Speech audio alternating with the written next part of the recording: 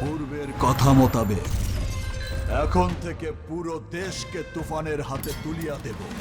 তুফান ইতিহাস গড়বে বলেছেন শাকিব খান। আর মাত্র 3 দিন বাকি ঢালিউড সুপারস্টার শাকিব খানের তুফান সিনেমা ঈদুল আজহায় প্রেক্ষাগৃহে মুক্তির অপেক্ষায় রয়েছে। সিনেমা প্রেমীরা অধীর আগ্রহ নিয়ে আছেন সিনেমাটি দেখার জন্য। এর মধ্যেই বুধবার 12 জুন সিনেমাটির প্রচারণার অংশ হিসেবে সংবাদ সম্মেলনে হাজির হয়েছিলেন তুফান সিনেমার তারকারা। এই আয়োজনে উপস্থিত ছিলেন শাকিব খান, মিমি চক্রবর্তী, নাবিলা, চঞ্চল চৌধুরী এবং পরিচালক রায়হান রাফি, সিনেমার প্রযোজক শাহরিয়ার শাকিল ও ডিজিটাল পার্টনার চরকির সিইও রেদওয়ান রনি। সংবাদ সম্মেলনে জানানো হয় সিনেমাটি তৈরির নানা অজানা কথা। শিল্পীরা তাদের অভিজ্ঞতার গল্প শোনান সবাইকে। সেই সঙ্গে প্রকাশ করা হয় তুফানের মুক্তির তারিখ সহ আরো অনেক কিছু।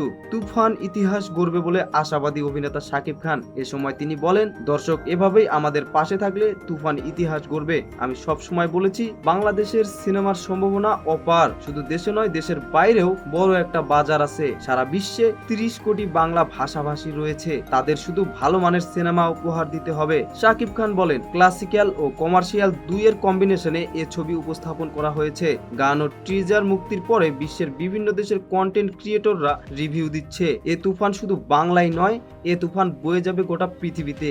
এ তুফান ঝড় জয় করবে গোটা পৃথিবীর মানুষকে। ছবির বিষয়ে এই মেগা স্টার জানান, বাঙালিদের পাশাপাশি একদিন ইংলিশরাও বাংলা সিনেমা দেখবে, যেমন করে বলিউড এগিয়েছে। মিমি চক্রবর্তী বলেন, আমরা সবাই মিলে খুব মিষ্টি একটা প্রজেক্ট তৈরি করেছি, তাই আমি আপনাদের সবার কাছে কৃতজ্ঞ।